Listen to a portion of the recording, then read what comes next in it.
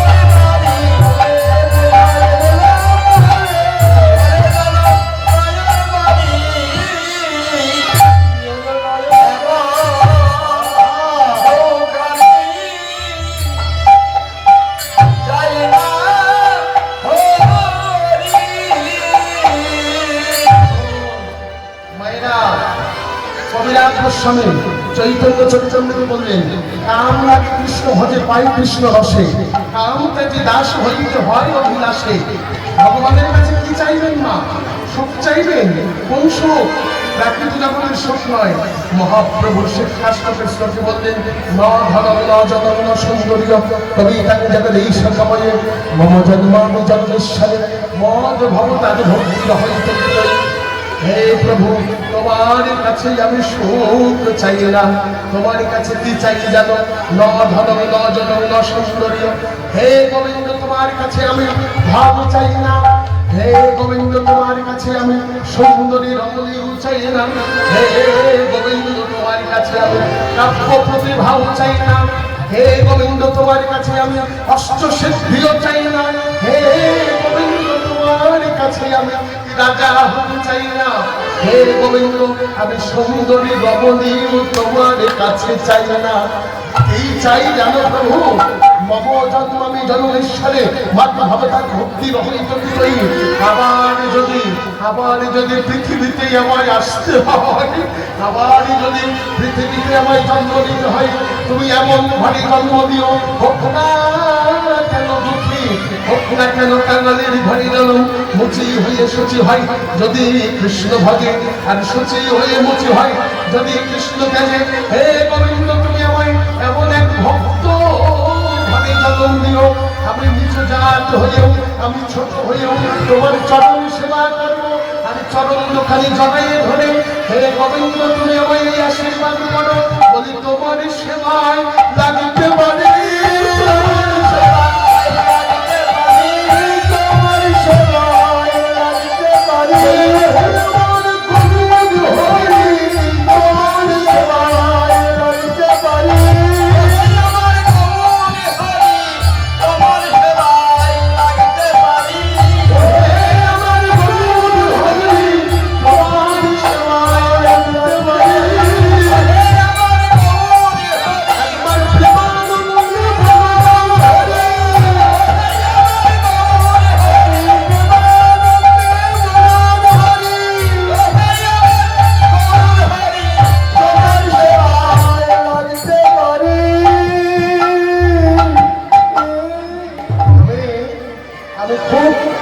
খুশি হলাম না আপনাদের প্রতি। আপনারা যে এত সুন্দর পাড়ায় পাড়ায় ভিক্ষা করে আজ এই 4-5 দিন ধরে এত সুন্দর গৌর গোবিন্দের গুণকীর্তন শুনছেন, এটা এক জন্মের ভাগ্যের ফলে হয় না। এক জন্মের ভাগ্যের ফলে গৌর গোবিন্দের কীর্তনে মন প্রাণ ডোবানো যায় না। গৌর গোবিন্দের সেবা এক জন্মের ভাগ্যের ফলে গৌর গোবিন্দের সেবা হয় না। যেটা রায় রামানন্দ মহাপ্রভু জিজ্ঞাসা করেছিলেন রায় রামানন্দের কাছে সাধ্য সাধন তত্ত্ব আলোচনায়। মহাপ্রভু গিয়ে রামানন্দের মতো ভক্তের কাছে জিজ্ঞাসা করলেন, হে রামানন্দ, প্রভু কহে পরশ্লোক সাধ্যেরও নির্ণয়। রামানন্দ, তুমি একবার কৃপা করে আমায় সাধ্য কি, সাধন কি, সাধ্য কাহাকে বলে, সাধন কাহাকে বলে, কৃষ্ণ রূপের ব্যাখ্যা, রাধা তত্ত্ব কি, তুমি একবার কৃপা করে আমায় শ্রবণ করাও। সেদিন রায় রামানন্দ বলেছিলেন, হে গৌর হরি, তুমি হলে জগতে কৃষ্ণ কথার সাগর, তুমি হলে কৃষ্ণ কথার সিন্ধু। প্রাকৃত জগতের সমুদ্র, প্রাকৃত জগতের সমুদ্র কখনো নদীর কাছে ছুটে আসে না। কি গো মায়েরা, সমুদ্র কখনো নদীর কাছে ছুটে আসে? প্রাকৃত জগতের সমুদ্র কখনো নদীর কাছে ছুটে আসতে হয় না, কিন্তু নদীকেই ছুটে যেতে হয় ওই সাগর বন্ধুর কাছে। হ্যাঁ, সাগরকেই, নদীকেই ছুটে যেতে হয় সাগরের কাছে। আজ রামানন্দ বললেন, হে প্রভু, তুমি হলে পহিলি দেখিলে তোমার সন্ন্যাসী স্বরূপ, এবে দেখি তোমার শ্যাম গোপুর, তাহার উপরে কি কাঞ্চন পঞ্চালিকা। আজ উপরে গোপুর রূপ, ভিতরে তোমার শ্যাম রূপে ভিতরে শ্যাম রূপ, আর উপরে তোমার গৌর রূপে ঢাকা। একই প্রভু, বলো বলো তুমি কে? প্রাকৃত জগতে আমার মতো মায়ার মধ্য নদী, আমার মতো মায়াবদ্ধ জীবের কাছে তুমি সন্ন্যাসী হয়ে কৃষ্ণ কথা শুনতে এসেছো। মোর জিহ্বা, রামানন্দ বললেন, মোর জিহ্বা বিনা যন্ত্র, তুমি বিনাধারী। আজ যেমন উচ্চারণ করাও প্রভু আমি, আজ তো ইচ্ছে উচ্চারে। হে প্রভু, হৃদয়ে প্রেরণ করাও তুমি, জিহ্বাই পাহো বাণী তোমার কৃষ্ণ কথায় আমার হৃদয়ে প্রেরণ করাও। আর জিহ্বাই বাণী কহাও, কি কহিয়ে ভালো মন্দ আমি কিছুই নাহি জানি। মোর মুখে তুমি বক্তা, তুমি হও শ্রোতা, অত্যন্ত নিগুড়েই সাধ্য সাধনের কথা। একবার কৃপা করে তুমি আমায় করুণা করো, তোমার কথাই আমি কৃপা করে যদি তুমি আমাকে দিয়ে বলা, আবার তুমি নিজে শ্রবণ করো। কৃষ্ণ কথা বলতে বলতে মহাপ্রভু বললেন, প্রভু কহে পরস্পর সাধ্যের নির্ণয়, নাই কহে সাধারণ আচরণে বিষ্ণু ভক্তি ভাই। প্রভু কহে দেহবাচ্য আগে কহবার, তখন নাই কহে জ্ঞান মিশ্রিত বিষ্ণু পরমার কোন জীব সর্বশাস্ত্র সার। প্রভু কহে দেহবাচ্য আগে কহবার, নাই কহে জ্ঞান মিশ্রিত ভক্তি সর্বশাস্ত্র সার। প্রভু কহে দেহবাচ্য আগে কহবার, নাই কহে এবার প্রভু জ্ঞান শূন্য ভক্তি সর্বসাধ্য সার। দেখুন, তিনবার একেবারে ক্যান্সেল, মানে প্রভু বাদ দিয়ে দিলেন। এগুলো হয় না, শুধু শুষ্ক ভক্তি থাকলেই হবে না মায়েরা। এই দিকে শুধু শুষ্ক ভক্তি থাকলেই হবে না। প্রসাদ রন্ধন করলাম, কীর্তন করলাম, কীর্তন শুনলাম, তাতেই বুঝি ভগবানের কৃপা পেয়ে গেলাম না।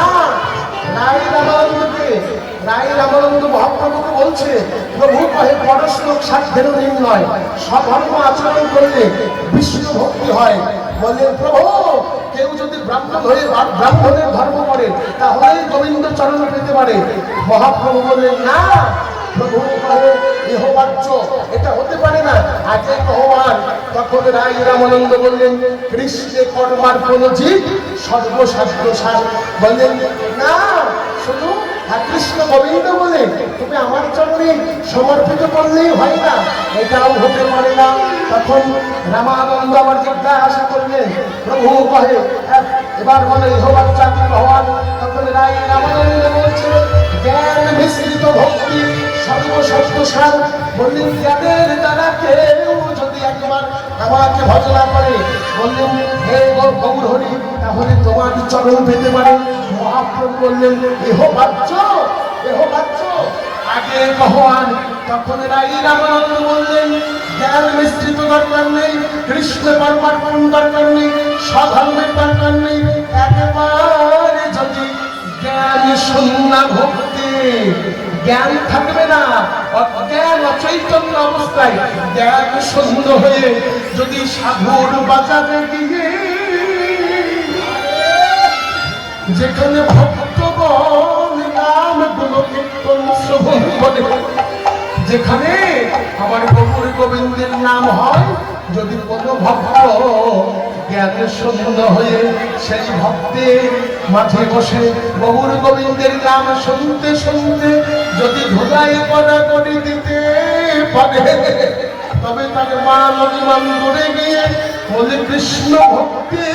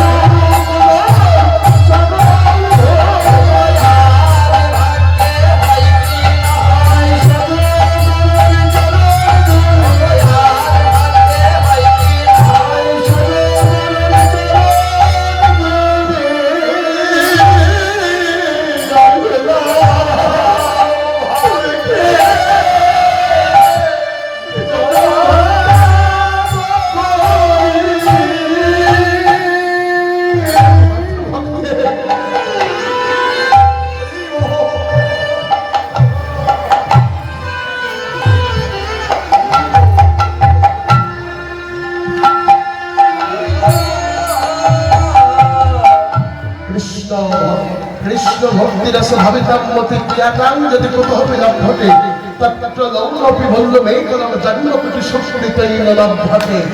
একমাত্র কৃষ্ণ ভক্তি রসে মনোমতিটাকে ডোবাতে হলে দ্যাট ইজ নট আর অন্য কোনো উপায় নেই, একটাই মাত্র উপায় যেটা প্রহ্লাদ মহারাজকে ভগবান উপদেশ করেছিলেন। হে ভগবান, ভগবান জিজ্ঞাসা করলেন প্রহ্লাদ জগতে ভক্তি পাওয়া যাবে কোথায়? দিগো মায়েরা, এই হাটের বাজারে, আপনাদের এই সদরঘাট বাজার বা মঙ্গল বাজার বা এই যে শাহাপুরের বাজারে ভক্তি পাওয়া যাবে?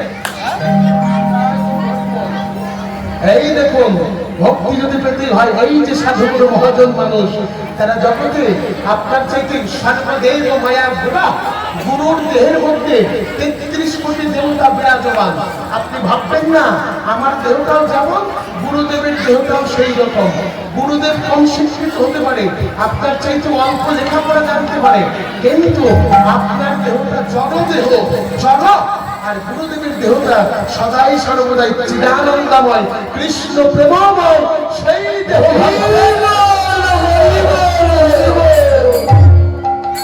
একমাত্র ভক্ত সঙ্গ করতে হবে। দেখুন শ্রীমদ ভাগবতে বললেন, হে একবারে যুধিষ্ঠির মহারাজ বিদুরকে উপদেশ করেছিলেন, হে বিদুর, তোমার মতো ভক্তের কখনো তীর্থ ভ্রমণের প্রয়োজন হয় না। দেখুন, বিদুর ছিলেন দাসীমায়ের পুত্র।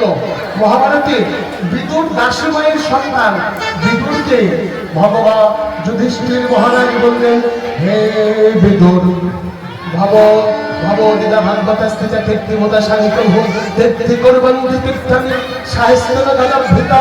হে বিদুরকে উপদেশ করলেন, তোমার মতো ভক্তের জন্য কখনো তীর্থ ভ্রমণের প্রয়োজন হয় না। বিদুর, তোমার মতো ভক্ত যেজন হতে পারে তাকে কখনো তীর্থে যেতে হয় না। কেন? তোমার মতো ভক্তের হৃদয় মাঝে সদাই সর্বদাই আমার শ্রী হরি গদাধর পাদ পদ্ম। তোমার মতো ভক্তের হৃদয় মন্দিরে আমার গদাধর শ্রী হরি সদাই বিরাজমান থাকে। তোমার মতো ভক্ত এই চরণটা দিয়ে যদি কোনো অপবিত্র জায়গায় পদার্পণ করে, তোমার মতো ভক্তের চরণের স্পর্শে অপবিত্র জায়গাটা সেটাও পবিত্র হয়ে যায়। শুধু তাই নয়, তোমার মতো ভক্তকে যদি কেউ একবার তার হৃদয় মন্দির মাঝে জড়ায় ধরতে